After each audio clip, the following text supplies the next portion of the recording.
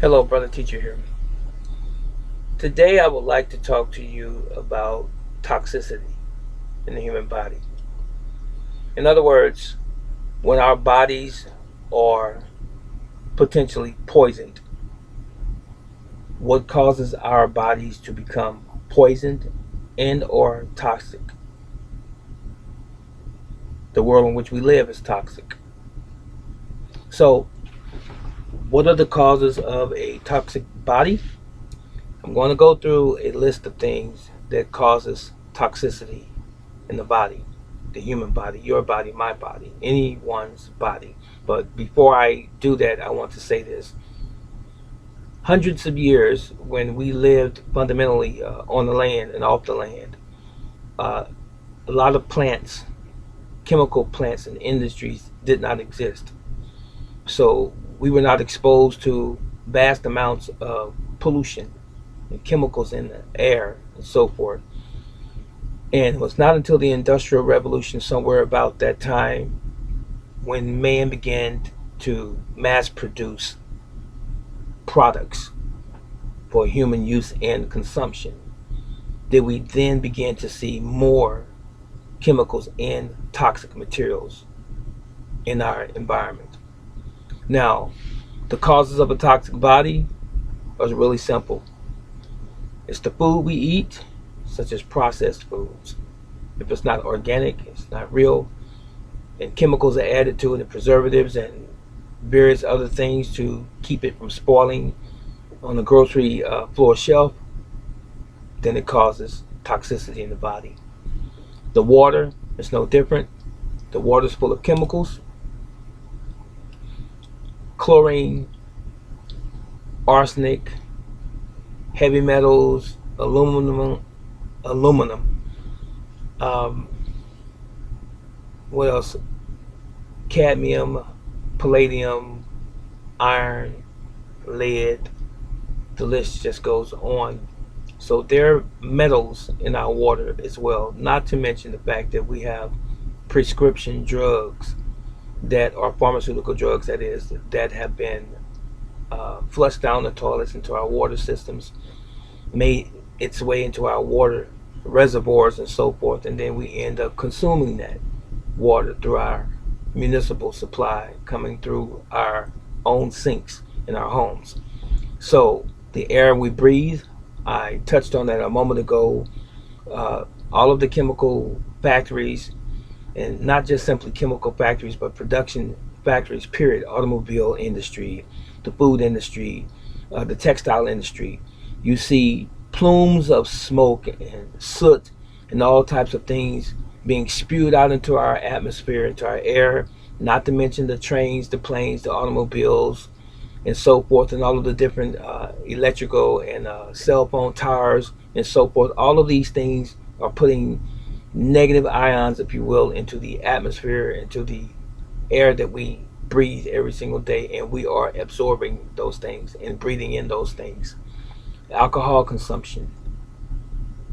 Most people don't want to hear this that are drinkers, even casual drinkers, recreational drinkers.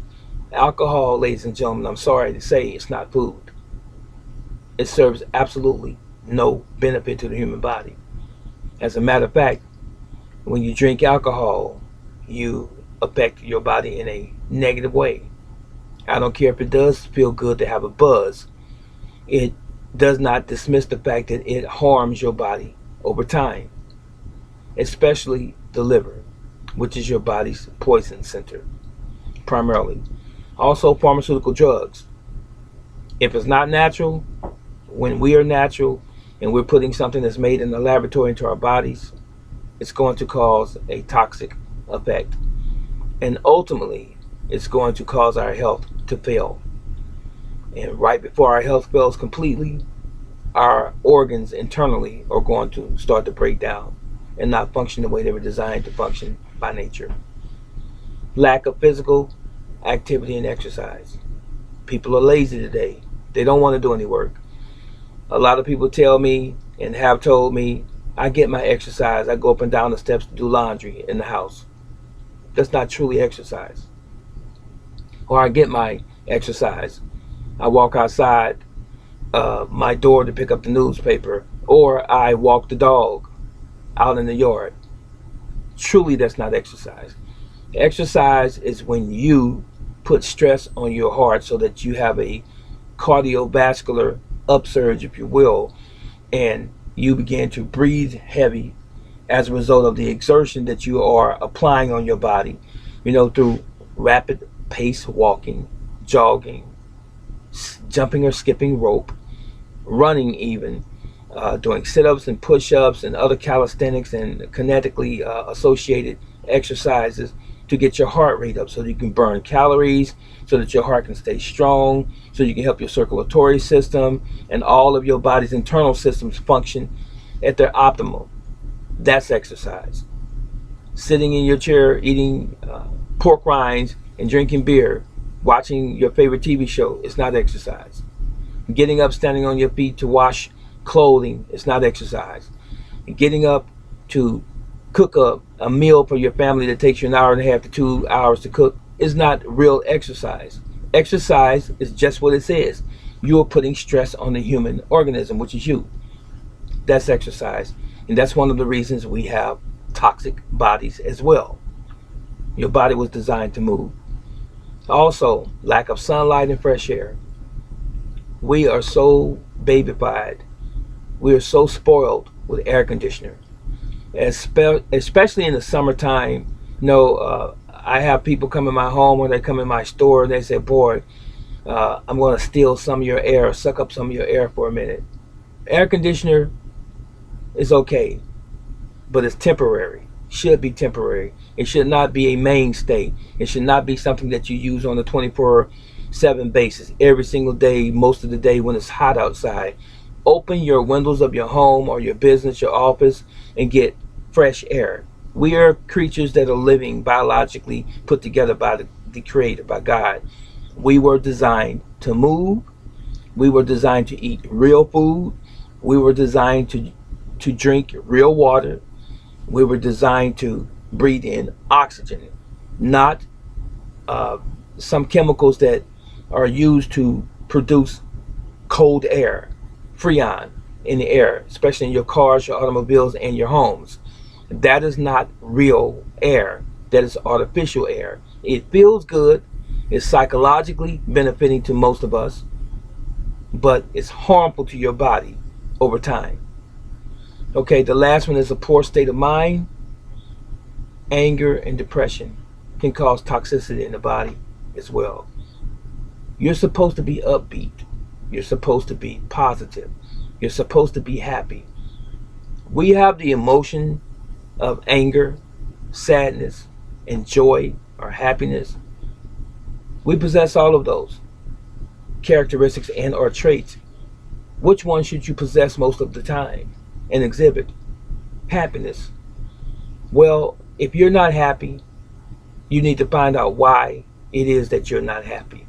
If you're not upbeat and positive and you don't feel encouraged, you need to find out why you don't and rectify it, correct it. Get around and associate yourself with people that are of a positive mind, who are trying to do something positive in life, who have career goals and aspirations, and they're motivated. Get around those types of individuals. When you hang around people who are always negative, constantly speaking negative and speaking down on you or about other people, you're going to get sucked into that as well, and you're going to be that type of individual, and you'll never reach your full potential as a happy person. Not to say that we don't experience trauma in our lives, not to say that we don't experience hardships in our lives, because we do on a daily basis, some of us. But you must realize that you are the most intelligent being on this planet, and you're supposed to be the one that leads by example. So especially as you're getting older, in your middle age and older, you're supposed to not be someone that's bitter and sad and angry all of the time. When are you going to wake up and be happy? As I said, I can't draw you a picture, but all I can say is this: read between the lines if that's what you feel you have to do. I'm not speaking in riddles. Understand this. Again, Find out what it is. It's your body, it's your life. Find out what it is that's making you unhappy and change it. If it's really making you sad and bitter, and even if you're anguished by someone or some circumstance or some past events, face the event, face the person, and deal with it. And take that burden off of yourself, those pressures off of yourself, because when you suffer emotional stress, your body suffers as well, and that's toxic. Okay? So if you need some advice, if you want to talk about something specific that I could possibly help you with, let me know.